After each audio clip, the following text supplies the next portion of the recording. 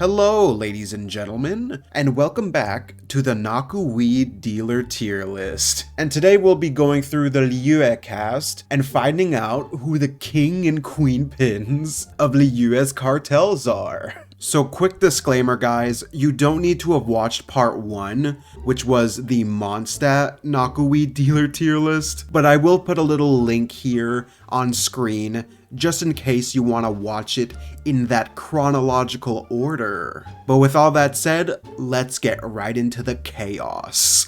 So we're gonna start off with Chongyun. Ooh, see, he's a good karma exorcist boy.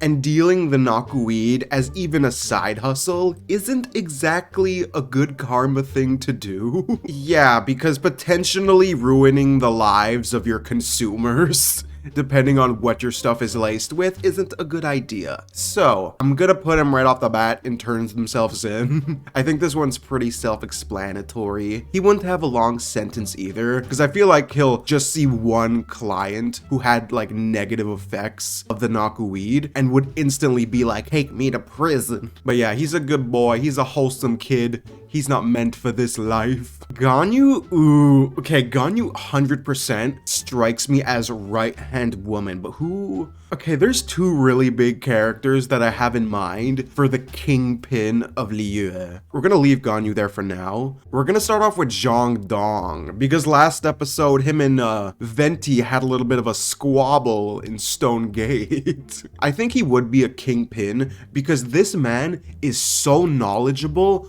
about literally everything, and his ability to keep his identity a secret is perfect. Like, he would have people working for him directly, like maybe 4 or 5 of them, but then it's like a social hierarchy. And a lot of the lower down dealers don't even know who their real boss is, Zhongli.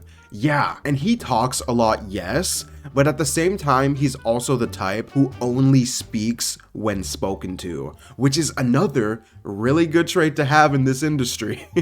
So yeah, he's gonna be our first Kingpin, and Ganyu, would she work for him or the other boss? Because I think you guys can probably guess who the other Kingpin or Queenpin of Liyue is gonna be, but I'm gonna put Ganyu as a side hustler for Zhongli. Yeah, because even he knows that Ganyu can't be working too much on this because she's overworked already. She needs some rest from time to time. But yeah, in terms of Ganyu as a seller, I think she would be okay, because when it comes to work, she just has a good way of adapting to whatever the job is. So I don't think she's a top tieler full in the game, but as a side hustle, working for Zhongli, yeah, works out for me. I want to do his other right hand, Xiao. Both of the Adepti are just his right hand men and women.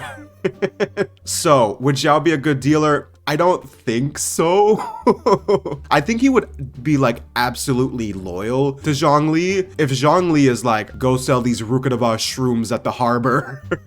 I think he would do that, yeah. It's just that I can imagine him potentially getting mad at some clients. Ooh, okay, what if during a transaction he's selling and the client trash talks the Naku weed or the shrooms? Or even worse, they trash talk the supply chain itself, which relates directly to Zhongli, and this would piss Xiao off. So I think he won't get gunned down because he's a strong, agile boy, but I think eventually, potentially, he would get locked up. Why isn't this centered? This being not centered bothers me. But yeah, I think Xiao wouldn't turn himself in by any means, but I think if the Millilith surrounds him, he might have like that realization moment that yes, Zhongli is your boss and you're loyal to him, but at the same time, maybe he realizes selling Naku weed isn't the best life to have, and it's having negative effects on people. Yeah, I think he would realize and just not resist arrest. He would never get gunned down though, because he's too good for that. Okay, wait, who would be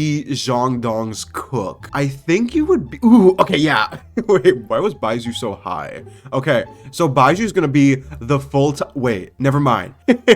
He's gonna be the cook, and he's gonna be pretty top tier. Maybe not as top tier as Beidou from Mondstadt, but pretty close, because he's the pharmaceutical god. Maybe in the back of the pharmacy he works at, he has an underground Naku weed lab. Yes, okay. And he would be in charge of the supply. So a lot of times, just maybe Ganyu, Xiao, people come to the pharmacy to pick up the supply and just distribute it amongst the ranks of the cartel. Okay, good. However, I think at the same time, even though he's really good at production and he's full-time in it, he's also gonna consume his own Naku weed. For sure, bro. The thing with Baizhu is he gives me heavy vibes that he is always naturally kind of baked.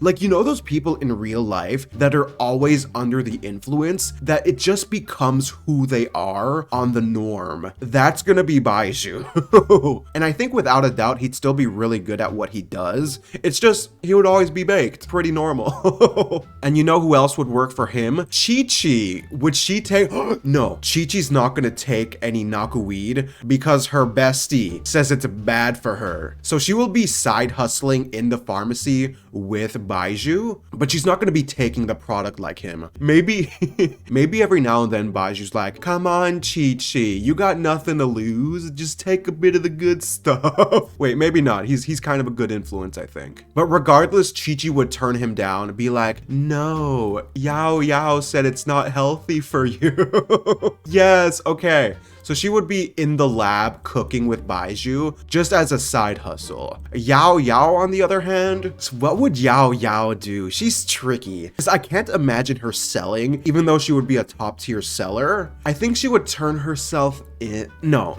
She's gonna work in the lab with Qiqi just to make sure Baizhu doesn't cross any lines. Yeah, and maybe she tries to add a bit of healthy alternatives to the production line. Yeah, okay. She tries to make Naku weed a little healthier. Is she successful? Maybe not. Maybe it's just 2% healthier, but she's trying to help her bestie. Self-explanatory. She would be a great dealer, but if she was dealing, she would turn herself in. If Qiqi wasn't in the scenario, she'd be in prison, but Yaoyao, the cinnamon bun, is helping her best friend. Hu Tao?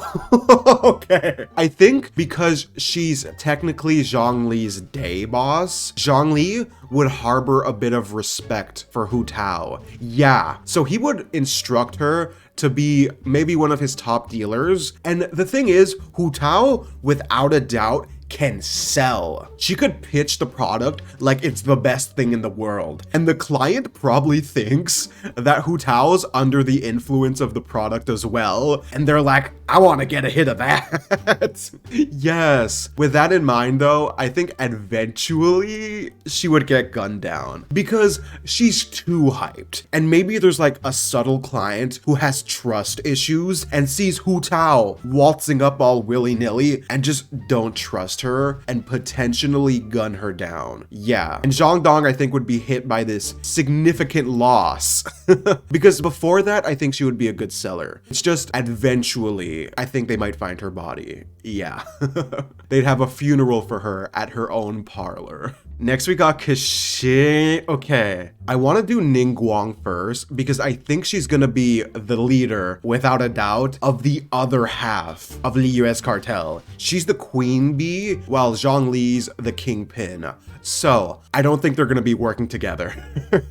So yeah, they're both gonna be rivals, constantly out for each other. But the thing is, I think Zhongli would be more hands-on with his cartel, while Ningguang's just gonna be 100% the delegator of work. She knows how to run a company, so she would tell, all right, you go sell, you're working in the lab. That's how she's gonna run things. Because she's also really busy in the public eye, so it's tricky with Ningguang. I think she's more at risk for potentially getting gunned down. But for now, we're gonna leave her as the queen pin. With that in mind, Qiqi is gonna work directly under Ningguang and is probably one of her best friends. The thing is, with Qiqi, she's a very by the code, very high moral compass. She is in a high position of government already, mainly because she just wants to make the citizens of Liyue happy. With that in mind, at first, I think she'll sell a bit for Ningguang, but I think she's gonna try to persuade her boss, her friend, to just stop selling, stop doing this cartel business because it's wrong. But Ningguang is too far in that she cannot give up now. She can't stop. And I think Qixing is gonna try to report Ningguang and herself to the authorities. But what if on her way, as she's trying to turn Ningguang in, she gets gunned down? Yeah, because I feel like Ningguang would have to make that call. Yeah, she makes sure her best friend doesn't talk. This is kind of dark now. Wait, why am I getting emotionally invested? So yeah, Ningguang's gonna off Qixing from talking because she has to tie up any loose ends. And Qixing is gonna be a loose end in the long run. Unfortunately, yeah, this is a rough choice, but we're gonna put her there. Yeah, she tried to do the right thing, but at the end of the day, I think it was too late. Tartaglia, wait, he's not part of Liyue. Ooh, okay. What if Piero sent Tartaglia here to negotiate expansion terms with Zhongli? Because maybe that little meeting they had was actually related to some under the table business. With that in mind, I think Piero will tell Tartaglia to tell Zhongli to make room for the Snezhnayan Empire's cartel. Yeah, because Snezhnaya is probably trying to expand overseas. That's why Tartaglia is there. He's like the informant, the messenger. And here's the thing, you don't shoot the messenger unless you're Zhongli and he's threatening your nation's cartel. So I think he's gonna get gunned down, and Piero probably knew this was gonna happen, and that's why he sent Tartaglia. Because this is technically all the reason Snezhnaya needs to go to war with Liyue's cartel industry. Because Zhongli gunned down one of their men, their messenger. So now Snezhnaya has every reason to try to attack Liyue's cartel. Yeah, okay, this is pretty cool. Will they succeed? We'll find out at a later date. But for now, we're gonna leave it as is. We're gonna leave the Liyue cartel untouched. Next up, we have Xiangling. Now, I think she's also gonna be a cook. Yes, I know working in a lab and cooking like a steak isn't the same thing. However, I think she's gonna work full-time for Ningguang and learn the ropes of the lab game. Yeah. Because Baizhu's gonna be Zhongli's cook, while Xiangling is gonna be Ningguang's cook. I think Baizhu's probably the better one at the end of the day, but maybe Guoba can make some high quality stuff too. Yes. So her and Guoba are gonna have a secret laboratory under her father Chef Mao's restaurant chain. Yeah. So just maybe you move the furnace aside and there's an underground staircase. I like this. She would be full-time in it though. Yeah. Beidou? This is really tricky. Ooh, okay. What if Beidou's the expander of the seas who is tied down by nobody? So she does not work for her bestie Ningguang or for Zhongli. The Crux fleet is just its own mobile lab. Yeah. And similar to Ningguang, I think Beidou's 100% gonna be the delegator, because as a dealer, she, I think, would lose her temper from time to time. If the client isn't agreeing to her terms, maybe she might pull out the great sword. But nah, she's gonna be in the boat. She'll tell her men, all right, we're gonna dock at Inazuma. We're gonna drop off some of our special Naku weed and just try to get as many people from different nations to know about our cartel, about our substance. So yeah, she would be the queen of the seas, and I feel like every nation's cartel, no matter where they're from, is gonna try to get Beidou. But they can't, because she's too quick and she's too good. And I feel like Ningguang maybe once or twice had a chance to finally get Beidou, but she has her friendship pact with her. But now, since she's really far in it, like maybe that was at the beginning of Ningguang's introduction into the cartel, but now she's already offed one of her besties. I think if she caught Beidou, she would also be offed. Yeah, but for now, Beidou's gonna be the Queenpin of the Seas of Tevat. Yes. Xingqiu. Ooh, this is a tricky one. I think he's gonna be the undercover justice boy who's trying to bring one of the top dogs into justice. Yes, okay. Who would he be after? I think since Zhongli's so hidden in the shadows, he'd be after Ningguang because more people are gonna know who she is. With that in mind, would he catch her? No. I think he would try to compile as much evidence as he could, and eventually I think he would become a Ningguang dealer, like one of her best. But Ningguang, being the super smart lady that she is, I think would catch Xingqiu. Yeah, if you're acting even remotely sussy, she's gonna catch you. And what would she do? Gun him down. Yeah, we're having a lot of people getting killed here. The Mondstadt episode only had like 1 or 2, but this is kind of dark. Yeah, okay, we're gonna leave it like that. Yelan, you know what? I think Yelan is gonna be a Queenpin, technically working for Ningguang, but wants to overthrow her. And I think she probably could. Yeah, because she already has her little group of people that report and work for her directly. And Yelan herself, I think, is more hands-on in the community. Like, she will deal, she will delegate work as well. I think all of the people who work for Ningguang, who in turn technically work for Yelan as well, are gonna trust and respect Yelan a lot more. Because when you're hands-on in the cartel industry, the goons, even the people at the bottom of the chain, are gonna know who she is and respect the fact that she's still dealing. Because she doesn't really have to. She can just be a delegator. So with all that in mind, I think she might eventually cause an internal conflict in the Ningguang cartel, and eventually I think she would take her down. Because she has the tools at her disposal, she's stealthy, I don't think she's gonna be full out loyal to Ningguang, and this kind of lifestyle already suits her. She's fine with doing this. So I'm not gonna say she kills Ningguang right now.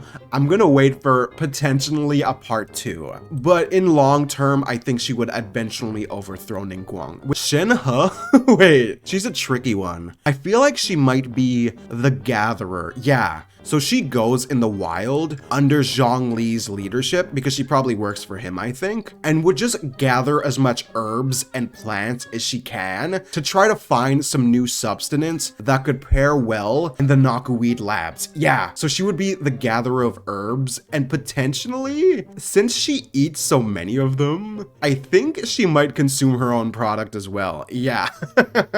So maybe she eats a special kind of sweet flower, and she, with the tolerance of a bull, is perfectly fine, but a normal consumer goes crazy. Like, the high they get is insane. And Zhongli's like, well done, bring more of these back. And she's like, can I continue to eat them? And Zhongli's just like, yeah, do whatever you want, girl. So yeah, she would consume her own product, literally. Yunjin, ooh, I want to do her and Jinyan together because they're the influencers, right? Okay, so Ningguang would hire both of them to promote her product. Yeah, so maybe Jinyan during a performance and Yunjin at a meet and greet are both low-key trying to advise their clientele to buy some of Ningguang's Naku weed. But who would be the better one? I think Yunjin is gonna have an advantage here compared to Jinyan, who I think would eventually get caught. Because Jinyan's a bit more loud and upfront and personal, meanwhile Yunjin is more discreet. So maybe at a meet and greet with Yunjin, she would do the normal meet and greet stuff, but under the table, she has like a secret code that if you use it, she gives you a bag of powdered Rukadava shrooms or Naku weed, whatever substance it happens to be. Yeah, so she would be good, but I think Jinyan, maybe she promotes at one of her concerts and isn't subtle and gets caught. That's my take on this. Lastly, we got Yanfei, the lawyer. I think she's gonna be similar to Xingqiu. Yeah. So Xingqiu was investigating, I think, Ningguang, and Yanfei will investigate Zhongli. Yeah, because she also has connections to Ganyu the Adeptus, so I think it makes more sense for her to be after him. But the thing is, I don't think she would full out be able to catch Zhongli, and I don't think she would be able to make the connection that he's the Kingpin. Because he has so many people who work under him that it's so hard to find the root. So what I think is gonna happen is she's gonna be doing this for such a long time. Maybe she becomes a dealer at some point working with Ganyu to just try to find who the big boss is. but Ganyu's not a snitch. She has her contract with Lapis over here. So I think after she finds out that it's pretty much impossible, she knows that she's committed some crimes and is going to turn herself in.